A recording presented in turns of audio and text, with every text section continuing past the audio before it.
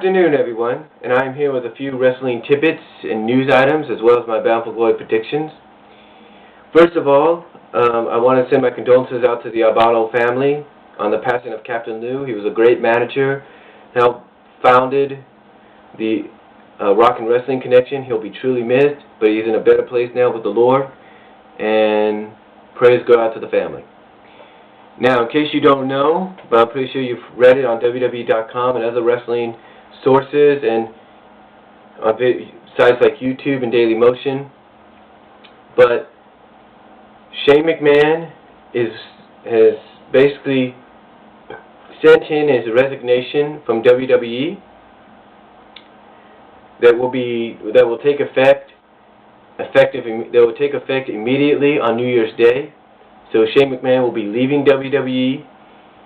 I believe, despite what other people say, when it comes to he doesn't want to be there because of the ratings changing around and being more PG-13, PG-rated, family-friendly kind of deal, and not 14 the way, it should be.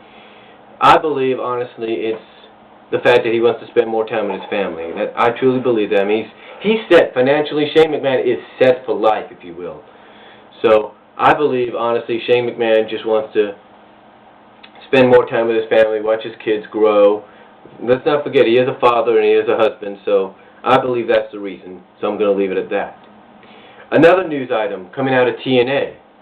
Scott Steiner, who is currently one half of the World Tag Team Champions of TNA,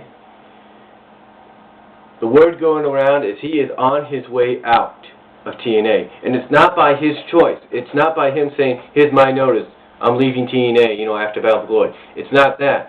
Word has it that Dixie Carter and others in charge of TNA right now who have power are not big fans of his.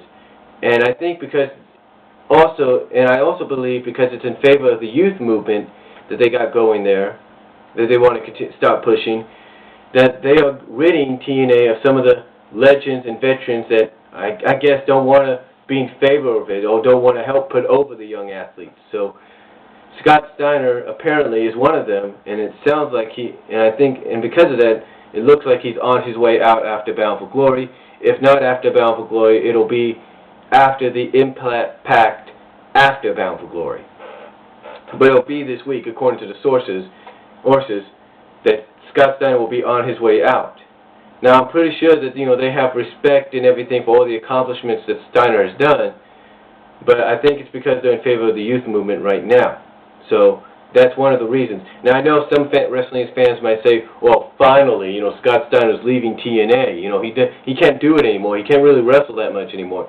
Well, that might be true in the opinions of many. But you got to remember, like I said, all the accomplishments he's done. So who knows? He might end up back in WWE. He might end up in Japan. He might end up on the Independents. Who knows? He might even end up in Ring of Honor. You never know.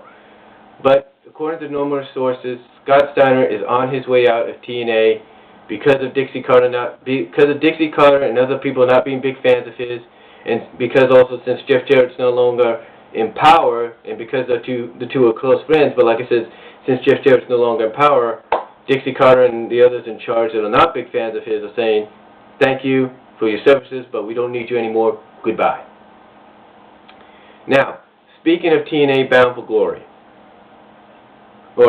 Oh, and before I get into that, there's also word going around that Booker T, who is being described as very selfish, very self-centered, not in favor of the youth movement, could be next if he doesn't shape up. So I believe what they're doing with Scott Steiner is not just saying thank you for everything you've done, but we don't need you, goodbye. I think they're using him as sort of like an example to the other veterans and legends, saying, hey, if we can do this to him, we can do it to you, so you better shape up, stop being in favor of the youth movement, help put these young guys over, or else you'll be shown the door as well. But now, getting to my Bound for Glory predictions. First off, the Knockouts Tag Team title match between the Beautiful People, Serenity, and Taylor Wilde. Now, I know a lot of people might think the Beautiful People will be given the tag team title, will win the match and everything because of the momentum they got. No. I believe that the Beautiful People will lose the match to Serenity and Taylor Wilde, because when you think about it, when a wrestling company like TNA introduces a belt, a new championship, and they put it on somebody who becomes the first champion, they usually want that person to hold on to it for a while. So I believe Taylor Wilde and Serenity will do just that.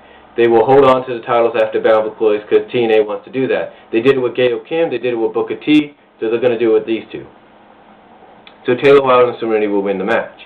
Then you got the Knockouts Championship match itself. The three-way dance between Kong, Taylor, and not Taylor, but Tara and ODB. Even though I'm a fan of ODB and Tara's, I have to go with Awesome Kong because she hasn't had the title around her for a while. And also it would give TNA a good excuse to have a feud with Raisha, who would reveal herself to be Alyssa Flash. I believe that's the route they want to go. Oh, if they put the belt on Kong, which I predict they will do. So Awesome Kong wins the match. Then the X Division title match in Ultimate X. Amazing Red, D'Angelo De Niro, a.k.a. Elijah Burke, Daniels, Homicide and Suicide. It's going to be a great high-flying match, but I believe Amazing Red, despite the fact that some people may not give him a chance in this match, Amazing Red will win and retain, because I think he's one of the people that TNA wants to push, one of the young guys that TNA wants to push in this youth movement. So Amazing Red wins the Ultimate X Division title match. Then we have the Monsters Ball between Mick Foley and Abyss. This is going to be a very violent match. Think of maybe matches that you've seen in the FMW promotions in Japan. Think of the match at WrestleMania 22 between Edge and Mick Foley, and turn up the dial maybe 10 times or 20 times more. You're going to see a very violent, very bloody match. You're going to definitely see fire. You're going to see barbed wire. You're going to see beds of whatever they have, of whatever kind of stuff, maybe beds of glass, maybe beds of barbed wire, who knows. It's going to be a very violent match. And don't be surprised that if you see Terry Funk show up in this match, because TNA has been wanting Terry Funk, has been trying to contact Terry Funk to show up. So don't be surprised if he does show up or not. But TNA wants him to, so don't be surprised if that does happen.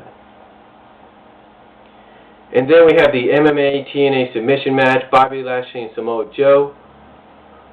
It's going to be a very physical match. It's going to be sort of like a UFC style match. I could just see that. But Bobby Lashley, since TNA is pushing him as part of the youth movement, TNA will allow Bobby Lashley to go over Samoa Joe. I mean, even though Samoa Joe is a part of that movement as well, since TNA is pushing Bobby Lashley, he goes over Samoa Joe. Then we have the three-way dance for the Legends title, Kevin Nash, Hernandez, and Eric Young. We will have a new Legends champion. It's going to be Hernandez. I got that feeling because they've been wanting to push him towards championship gold. And if it's not Hernandez and it's Eric Young, it's because they want to push Eric Young in the World Elite. But I'm predicting Hernandez to win. Then you have Kurt Angle, Matt Morgan, which everybody's saying is going to be a tremendous match. They're probably going to be the best match of Morgan's career and best match of Angle's career. But my prediction, even though they might have a classic match, Matt Morgan goes over Kurt Angle, again, part of the youth movement. And then you have the Full Metal Mayhem match, Booker T, Scott Steiner, British Invasion, Beer Money, and Team 3D. My prediction, British Invasion keeps the IWGP Tag Team titles. That's my prediction. That's part of the youth movement.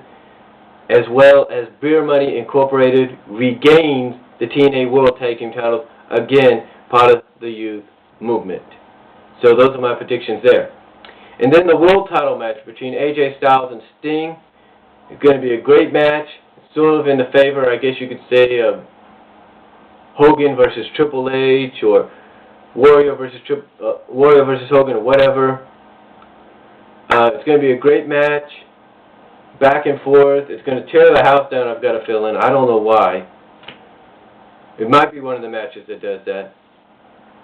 But it's going to be a great main event. But AJ Styles wins the match. That's right, AJ Styles wins the match. And this is all part of the youth movement. Now, I don't know exactly what, the cable providers said in the advertisements for Turning Point on who champion was. But I believe AJ Styles will win because it's in favor of the youth movement. He retains the World Heavyweight Championship. Despite what the cable providers might say before in the Turning Point commercials, but TNA is working on that. But AJ Styles wins. And those are my little wrestling tidbits and news items and Bound for Glory predictions. You got any comments? Let me know. And I will talk to you all later. Peace.